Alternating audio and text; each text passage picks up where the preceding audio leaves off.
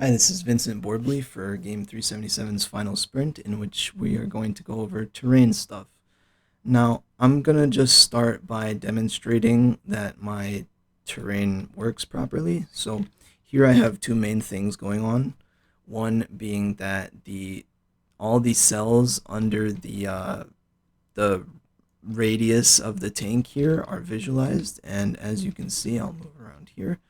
They are visualized properly, so um, the the terrain is capable of getting cells within a certain range, if you could describe it as that. And in addition, the tank is also being oriented to a terrain normal obtained from a position above the terrain, or just, yeah, in this case above the terrain. And as you can see, it goes up the hill properly because it's oriented to that terrain normal. One last thing I'd like to demonstrate is just that the tank can also just go off the terrain. It'll disappear because it's oriented to the terrain normals, but it does so without crashing, thankfully.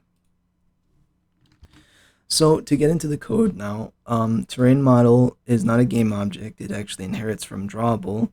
So that being said, it can only draw, but that's all it needs to do. Um, it Terrain model construction occurs with a height map file, as well as a couple other variables here. And from this point on, we also have just the creation of the model and a couple different functions for, say, building the array of cells and getting cells, getting the collision data or area, getting the terrain normal, etc. A couple helper functions down here and variables such as the model, because the model is stored within terrain model, the graphics objects, the array of normals, the array of cells. So that should be it for that. Looking at the constructor for the terrain model, of course, the very first thing it does is it just creates a terrain model given that height map file passed into it.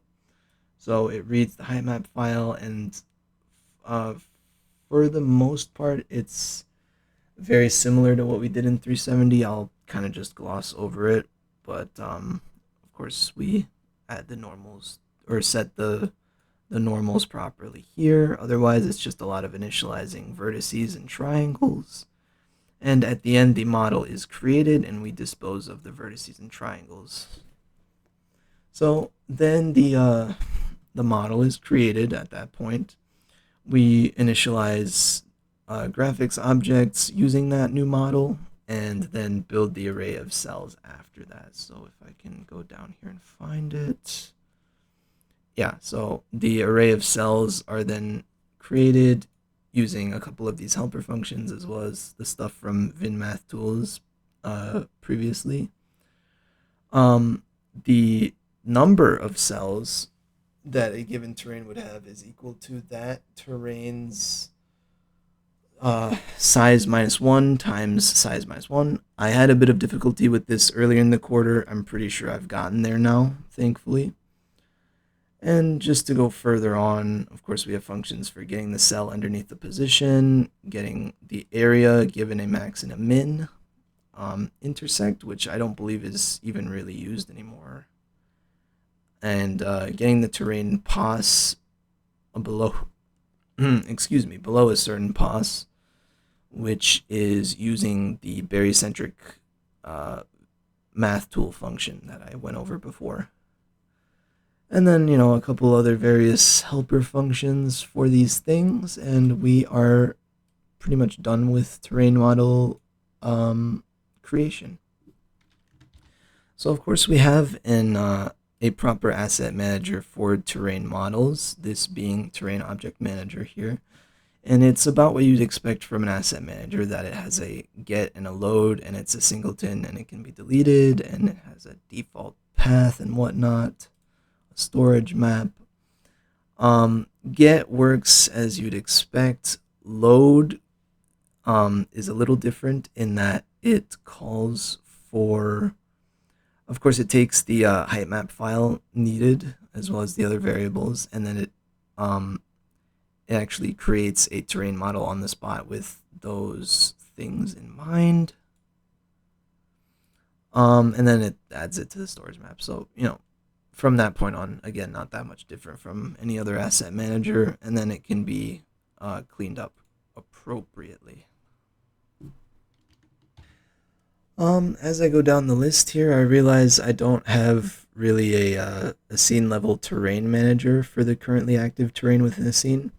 Really, all I do is have a function to set the terrain given a terrain key, and that calls on the terrain's scene entry. So this is basically just saying for it to submit draw registration. So that's about it for that. Um, and this is used in the scene we just saw here, where I set the necessary terrain here. So terrain test was preloaded in the terrain object manager before this. As I just accidentally highlighted here, scenes can also set terrain for collision. So that calls back to the collision manager here, where we say for it to set terrain for collision. Again, it uses a collision test terrain command akin to the self and pair command, which just goes through similar like tiered collision here. But this one in particular uses terrain area and terrain iterator. So of course I have my terrain iterator here. Or sorry, my terrain iterators here, excuse me. But it has a couple different functions for iterating through terrain cells and gets cell data and otherwise iterates through them appropriately. Terrain area is instead defined by a max and a min on the INJ. And that's just the area within, or the area that a game object falls within. So in the case previously shown, it would have been that player tank. Excuse me. So yeah, we iterate through properly. We iterate through the terrain area, all of its cells, and then we check to see if those cells intersect with the collidable in question's B sphere and then collision volume, and if they do, it processes the callbacks. So that's about what you'd expect from tiered collision here. I think I'll go ahead and show this off in a little bit. So as you see here, currently the tank is colliding with no parts of the terrain, and it may be a bit hard to see, but the cells are rendering green. As I get closer to the terrain here, though, this signifies the tank's B sphere entering the range or intersecting these ABBs here. So they turn yellow, and as I go further in, this signifies complete collision with the terrain. So terrain collision is working appropriately. Otherwise, I believe that's more or less it for collision with terrain. It seems to work fine. And next video, I will get into documentation and the game, and that should be it.